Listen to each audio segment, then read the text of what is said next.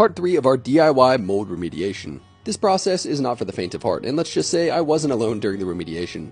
After removing all of the ceiling and everything around, I had to go up into the little chimney well between the ceiling and the attic. This room was full of wet insulation and insulation that had fallen from the attic. So I climbed to the top of my ladder and went through that little hole in the ceiling. I will not only have to remove all of the insulation that fell from the attic, but also everything in the walls because it was wet as well. And I don't know if it's good or bad news, but spiders apparently like this insulation, so I was at least going to be removing some of their homes.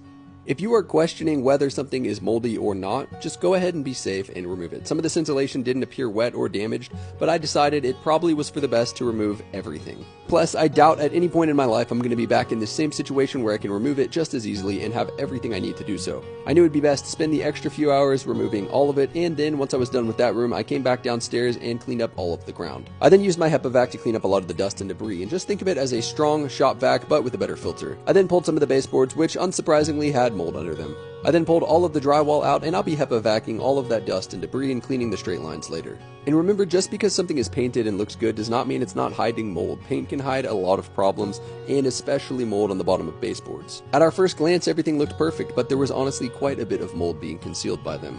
And that's the same for walls and other spaces. I cleaned up as much as I could in this room, and now it's time to get under the stairs, so I'm going to be squeezing in there and removing all of this mold as well. We'd love it if you follow us to watch the whole series.